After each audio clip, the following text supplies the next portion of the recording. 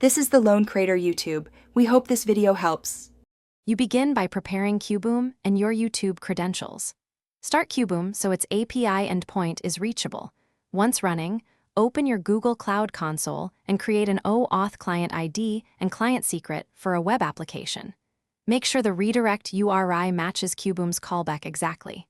Next, enable the YouTube Data API for that project so tokens will have the right scopes. Once these pieces exist, you're ready to inject keys into Kuboom's configuration and request the initial authorization. Now you inject credentials and run the auth flow. Create a Kuboom secret or use your cluster vault and store the client ID and client secret as clear keys. This prevents accidental commits.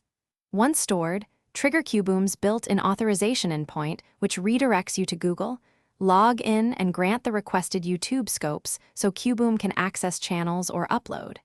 After consent, Kuboom receives an authorization code and exchanges it for an access token and a long-lived refresh token that it saves to the keychain.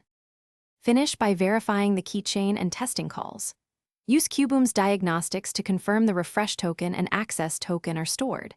Then run a simple API call, like listing your channels or uploading a test draft, to validate permissions.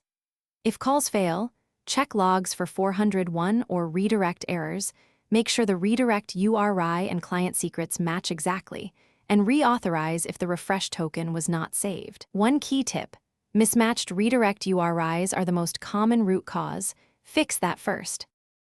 Thanks for watching. Consider subscribing if we helped you.